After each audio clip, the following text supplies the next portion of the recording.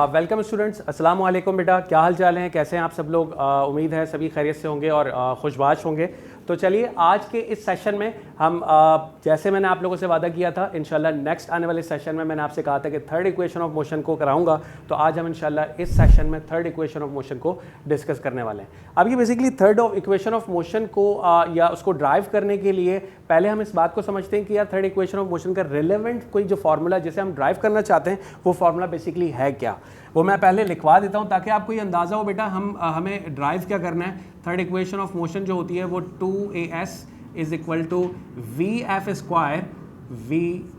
Square minus vi square के बराबर होती है। ठीक है जी, तो थर्ड इक्वेशन जो है हमारे पास वो 2as vf square minus vi square के बराबर है। तो ये रिलेशन हमने आज के इस सेशन में कंप्लीट करना है, इसकी डेरिवेशन कंप्लीट करनी है। तो चले स्टार्ट करते हैं। पहले exactly third equation of motion, equation of motion का ताल्लुक टोटली आपके सारे बेसिक कंपोनेंट से है, उनके दरमियान उनके रिलेशनशिप से रिलेट कर रहा होता है, जिसमें आप इनिशियल, फाइनल, एक्सेलरेशन, डिस्प्लेसमेंट और टाइम के रिलेशनशिप को डिस्कस कर रहे होते हैं। इससे आने वाले जितनी भी इक्वेशंस हैं, इन सारी इक्वेशंस के अंदर एग्जैक्टली आप इन्हीं सब चीज़ों को देख रहे होंगे, जहाँ पर V F, V I, S और टी साथ में एक्सेलरेशन ही आपको दिख रहा होगा। तो थर्ड इक्वेशन में भी ऐसा ही है कि 2as यानी देखें एक्सेलरेशन, डिस्प्लेसमेंट, vf यानी फाइनल वेलोसिटी, देन फिर इनिशियल वेलोसिटी का स्क्वायर है। तो अब हम स्टार्ट करते हैं बिल्कुल स्टार्ट से, यानी by definition of acceleration.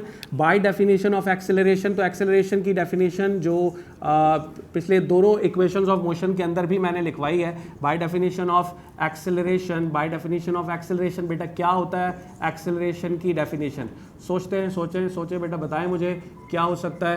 Acceleration की डेफिनेशन जो है वो बेसिकली क्या होती है, the rate of change of velocity, के वेलोसिटी में कितना चेंज आता है टाइम की रेस्पेक्ट से, इसी को हम कहते हैं एक्सेलरेशन। एक्सेलरेशन कब प्रोड्यूस होता है, जब वेलोसिटी की पोजीशन में चेंज आता है, और ये चेंज तभी आ सकता है जब आप किसी बॉडी को एक्सेलरेट करते हो। तो इसकी डेफिनेशन मैं यहाँ पर लिखवा देता हूँ, the rate of change of velocity, the rate of change of velocity, ठीक है, is called acceleration, is called acceleration। ठीक है, तो ये आपके पास acceleration की definition हो गई।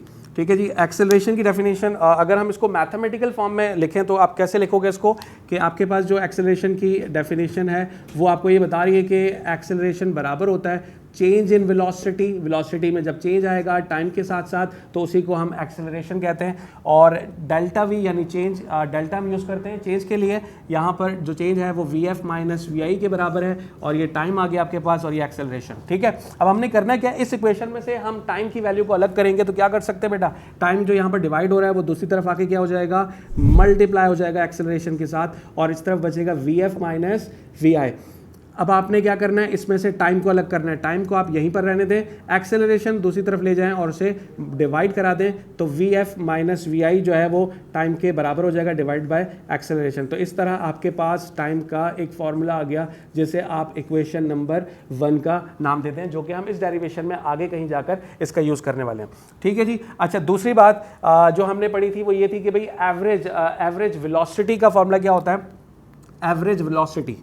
तो एवरेज वेलोसिटी की अगर बात करें बेटा, एवरेज का मतलब होता है मीन लेना, एवरेज वेलोसिटी का मतलब क्या होता है बेटा, मीन लेना।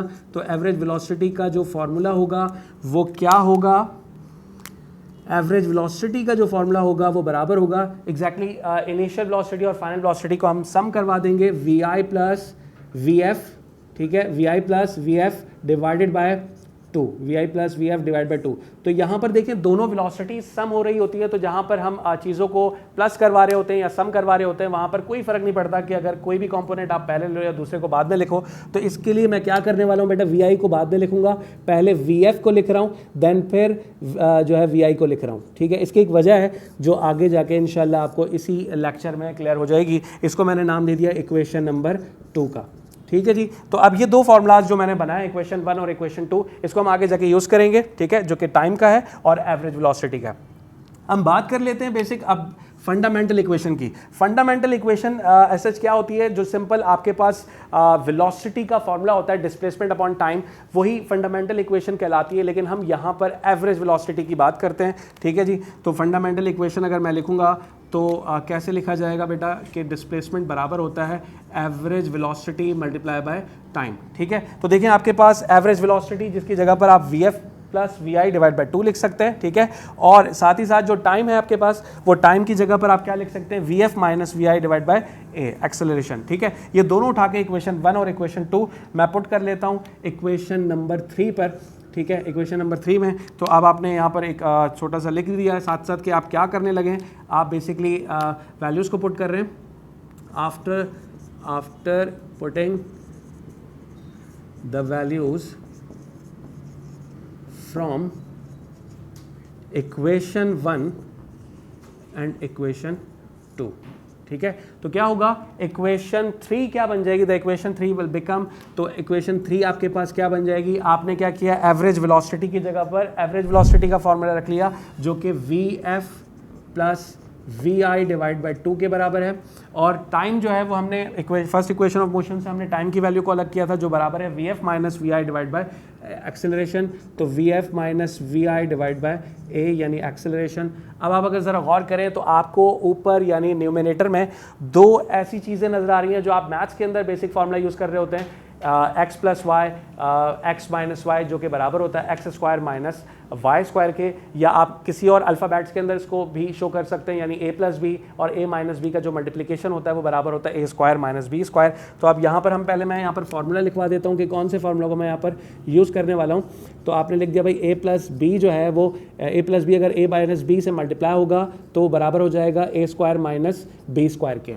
अब आप कैसे कंपैरिजन करवाओगे इस फॉर्मूले के साथ अपने इस स्टेप का, तो आप गौर करें ज़रा कि जब आपके पास दो वैल्यूज़ प्लस हो रही हो और वही दो वैल्यूज़ माइनस भी हो रही हो और आपस में मल्टीप्लाई हो, तो इसको हम डायरेक्टली क्या कर लेते हैं भाई कि पहली टर्म का भी स्क्वायर कर लेते हैं और माइनस लगा के दूसरी टर्म का भी स्क्वायर कर लेते हैं। तो यहाँ पर भी ऐसे ही, यहाँ पर देखें फॉर्मूले में बता रहा है कि ए प्लस बी और ए माइनस बी, तो हमारे पास ए की जगह पर वी एफ है जो कि वी एफ प्लस वी आई हो रहा है और बी की जगह पर वी आई है जो कि वी एफ माइनस वी आई हो रहा है। इस तरह दोनों वैल्यूज सेम ही वैल्यूज प्लस भी हो रही हैं और माइनस भी हो रही हैं। तो इसकी जगह पर मैं क्या कर सकता हूँ, बेटा इसकी जगह पर एग्जैक्टली आप लोग सही सोच रहे हैं। अब क्या करूंगा, सिंपल जो है न्यूमिनेटर में जो कि वी एफ प्लस वी आई है और वी एफ माइनस वी आई है, तो मैं क्या करूंगा वी एफ का भी स्क्वायर कर लूंगा माइनस लगा के, वी आई का भी स्क्वायर कर लूंगा और 2 अगर ए से मल्टीप्लाई हो जाएगा तो ये 2a आ जाएगा और यहां पर आपका बचेगा s जो कि डिस्प्लेसमेंट है, एक्सेलरेशन 2a जो यहां पर डिवाइड हो रहा है वो दूसरी जानिब आके मल्टीप्लाई हो सकता है।